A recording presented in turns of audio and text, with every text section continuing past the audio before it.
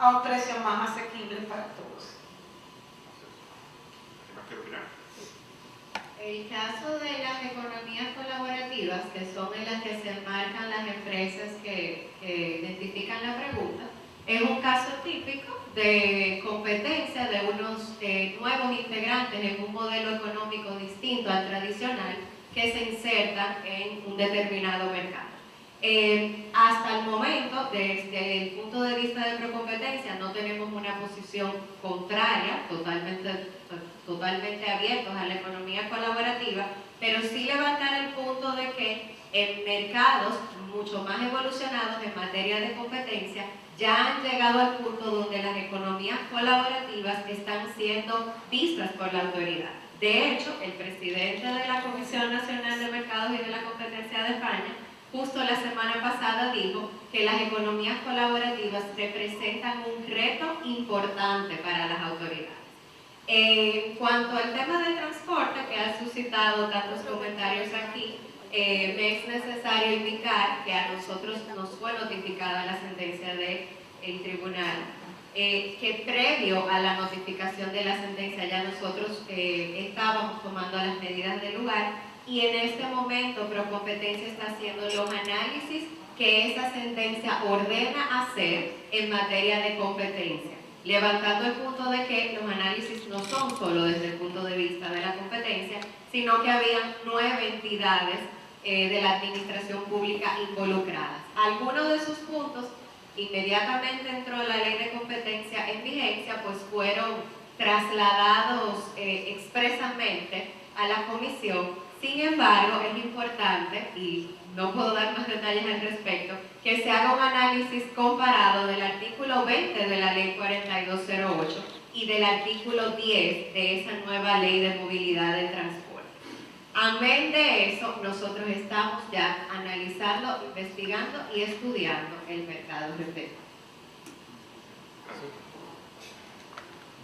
Yo creo que el señor Paz ha resumido perfectamente cuál tiene que ser la posición de una autoridad de competencia ante la creación destructora que conlleva la innovación y no se puede mejorar, pero sí querría hacer referencia un poco a lo que ha sido la realidad española en cuanto a cómo hemos abordado el fenómeno de las plataformas digitales, la economía colaborativa, que veo que aquí hay muy buen conocimiento de cómo han ido nuestros derroteros. En España, en el sector del transporte, tenemos una ley que no es tan amplia y que obliga a tener una licencia para operar en el sector de transporte urbano de viajeros. Y claro, eso ha debilitado la entrada de los nuevos operadores como Uber y similares, en la medida que para operar en el sector del taxi la legislación española es muy clara y obliga a tener una licencia, sino la cual no puedes operar. Y luego la licencia conlleva una regulación de los precios. Lo que sí podemos hacer desde la autoridad de competencia, y es una labor que no corresponde tanto en el área de que trabajo, sino la de promociones, trasladar a las administraciones públicas la necesidad de actualizar la regulación. Es decir, la regulación, tal como está diseñada, obedecía a un marco donde había unos fallos de mercado identificados. Las nuevas tecnologías obligan a actualizar esa regulación en la medida que los fallos de mercado ya no están presentes, las asimetrías informativas no son tan fuertes. Entonces, corresponden más a las autoridades de competencia en estas situaciones acercarse y promover, abrir los mercados, liberalizarlos en la medida que esas nuevas tecnologías lo permitan. Gracias. Antes de pasar a dar la palabra al público para cualquier pregunta que quisiera formular a los panelistas, hay una última pregunta. Y es que las multas establecidas, si hacemos un cálculo al cambio en dólares, habla de los 300.000 y pico de dólares, sobre las prácticas anticompetitivas que puedan ser detectadas. ¿Esto es disuasivo o es necesario buscar una fórmula que cree un impacto económico en la empresa que la haga pensar dos veces antes de ocurrir una práctica de esta, como es el impacto económico de la práctica anticompetitiva o un análisis de cuál es el efecto en el mercado de las implementaciones de esas medidas prohibidas por la ley? La señora Hansen. Bueno, como bien dice, la multa máxima que nosotros podemos imponer es de 3.000 salarios mínimos de acuerdo al salario aplicable a la empresa o las empresas investigadas. Obviamente, el carácter disuasorio de estas multas, como usted bien acaba de indicar, no surten el efecto necesario si lo comparamos con países como los de la Unión Europea, donde se pueden aplicar hasta el 1, 5 y 10% del valor total de la empresa, o sea, es una distinción bastante importante. Obviamente, esa modificación del monto o la cuantía de las sanciones le corresponde al Congreso Nacional, pero sí es importante decir que con los criterios que nosotros estamos preparando, a los que me referí en la segunda pregunta, hay más por donde buscar, además de esa sanción administrativa. Y también puntualizar que en materia de competencia hay una multa mucho más importante, que es la sanción moral. De hecho, sabemos que, por ejemplo, para empresas que cotizan en bolsa, el hecho de estar siendo investigados o sancionados por temas anticompetitivos puede impactar de cara a esos análisis.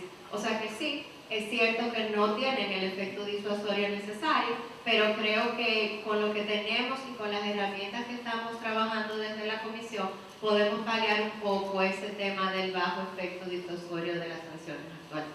Gracias. Sí. La señora Hansen lo ha resumido muy bien. La tendencia en los países avanzados es a fijar unos niveles relativos, porque en función del mercado afectado, solo de ese modo se puede calcular la sanción óptima que disuada de la comisión futura de las prácticas ilícitas. Entonces, fijar un monto absoluto no necesariamente se corresponde con la gravedad y perjuicio económico que puede haber supuesto esa práctica. Sectores pequeños, ese límite absoluto puede ser relevante, pero si los sectores son muy grandes, rápidamente se supera el perjuicio, como bien ha dicho, la sanción que fija la ley dominicana. Pero bueno, no hay que olvidar que existen otras herramientas, aparte de la sanción a la empresa, que hay que hacer uso, y una autoridad de competencia tiene que tener presente. Ha señalado muy bien el daño a la reputación a la empresa, que supone una sanción que no es despreciable.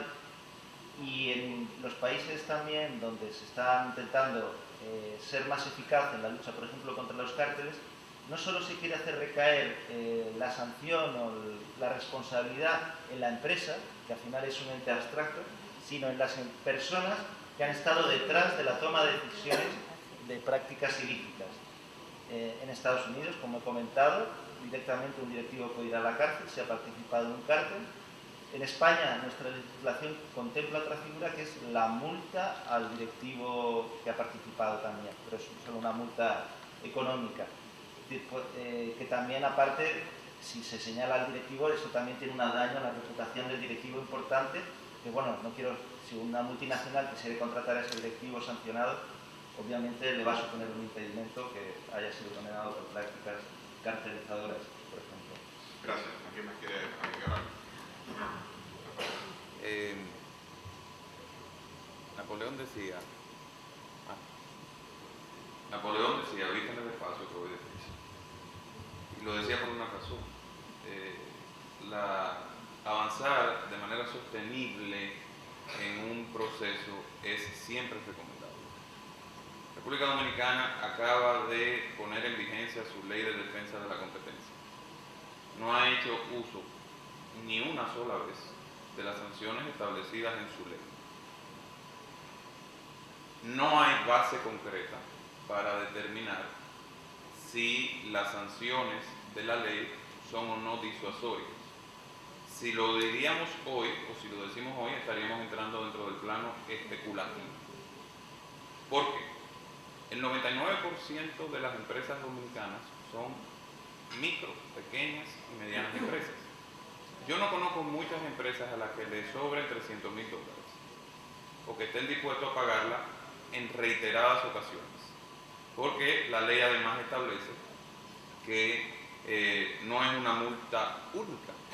Tantas veces se produzcan prácticas anticompetitivas y tantos casos sean conocidos por la Comisión Nacional de Defensa de la Competencia, se podrá establecer el duplo de la multa anterior. Y eso puede llegar a ser un monto muy considerable de persistir la empresa en una práctica contraria a los principios establecidos en la ley. Yo creo que la primera prioridad debe ser implementar la ley con todo rigor y garantizar que todas sus disposiciones, todas, se apliquen. Yo quiero quiero utilizar esta pregunta como plataforma para introducir un tema que desde hace años es de preocupación del sector empresarial, y quiero aprovechar que quien preside Procompetencia es una persona de la categoría, del nivel y de la responsabilidad que caracterizan a Yolanda Martínez, una persona de la que no puedo hablar mucho porque estoy sesgado, porque siento mucha admiración por ella. Pero quiero aprovechar su presidencia para introducir un tema que nosotros estuvimos durante años discutiendo con las pasadas administraciones de Procompetencia. Uno de los elementos fundamentales para que esto vaya bien es que la ley se aplique con rigor. Y uno de los principales aspectos donde debe aplicarse con rigor es en torno al gobierno corporativo de Procompetencia. La ley crea dos órganos, una dirección ejecutiva y un consejo. Uno con funciones de instrucción, el otro con funciones de decisión. El director ejecutivo no es un subalterno del Consejo de Procompetencia. Es un instructor que tiene que llevar los casos al Consejo. Su nivel de responsabilidad es incluso mayor que el de los propios consejeros en términos individuales, por lo cual no es justo que en términos administrativos se considere en la práctica al director ejecutivo como un subalterno. Y yo creo que las escalas salariales de la propia Procompetencia reflejan de manera clara que hay un criterio de subalterno frente al director ejecutivo. Los consejeros ganan más que el director ejecutivo, aún teniendo menos responsabilidad individual de la que tiene el director. Y eso puede que tenga expresiones también de otros niveles. Y eso hay que corregir. Y yo quiero hacer un llamado a Yolanda, que entiende muy bien estas cosas, para que nos ayude a que eso suceda así. Lo otro es que la responsabilidad del director es tal, y la desvinculación en términos de subordinación es tal, que si el director instruye un proceso, lo lleva al consejo y el consejo rechaza ese proceso, y el director no está conforme con la decisión del consejo, puede retar la decisión de la comisión e ir al Tribunal Superior Administrativo a pedir una revisión.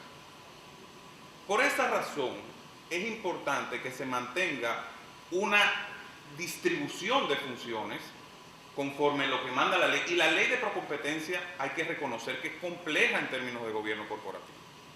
¿Por qué? Porque los consejeros están designados por el Congreso de listas cortas sometidas por el presidente de la República, pero 2 son designados por la Cámara de Diputados, 3 por el Senado de la República. El director ejecutivo es designado por el presidente de la República a recomendación del Consejo. Por eso me sorprendí cuando en el momento de la juramentación del director no la realizó quien la designó, que fue el presidente de la República. Entonces, ese tipo de cosas y ese tipo de mensajes tienen que ser lo suficientemente claros y conforme a la ley. Es muy importante. Y estoy haciendo estos comentarios desde una perspectiva constructiva y ayudando a la propia comisión a corregir este entuerto para que marchemos bien. Nosotros en el CONEP desde hace años hemos pedido la conformación de competencia con todas sus funciones, con su director ejecutivo, para que entre en plena vigencia la ley. Nosotros dentro de nuestros estatutos y desde el surgimiento del propio CONEP, uno de los elementos centrales es promover una competencia libre en República Dominicana. Es un gran reto, pero el Estado no había establecido políticas públicas para eso. Ya existen las políticas públicas y nosotros vamos a ser un aliado importante de Procompetencia en este proceso. Está el reto de aprobar el reglamento, y cuando se apruebe el reglamento, y por eso estoy haciendo este comentario ahora, debe reflejar el espíritu de esa ley. Y todo esto lo digo porque la pregunta apuntaría a que lo que se está sugiriendo es una especie de modificación de la ley para establecer nuevas sanciones. Si nosotros aplicamos la ley de Procompetencia de manera efectiva Luego podremos evolucionar, pero tenemos el gran reto de aplicarla y de que esta instancia sea un orgullo que transforme la economía de la República Dominicana de manera sostenible, fortaleciendo los sectores productivos nacionales, promoviendo la competencia, pero garantizando que se cumpla el marco jurídico. Muchas gracias.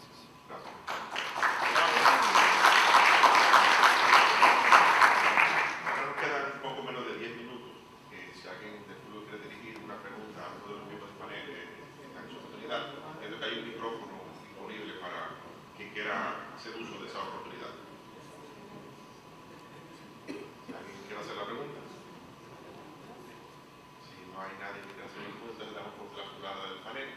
Le agradecemos profundamente a sus miembros por sus valiosas opiniones y todo lo que han agregado aquí a esta actividad. Muchas gracias a todos.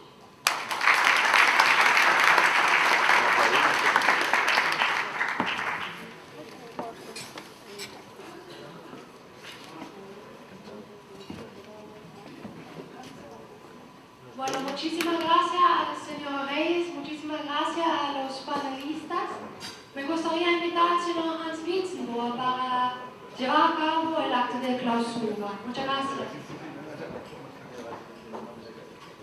Buenos días. Voy a robar un poco, unos minutos más de su tiempo. Yo tengo dos puntos.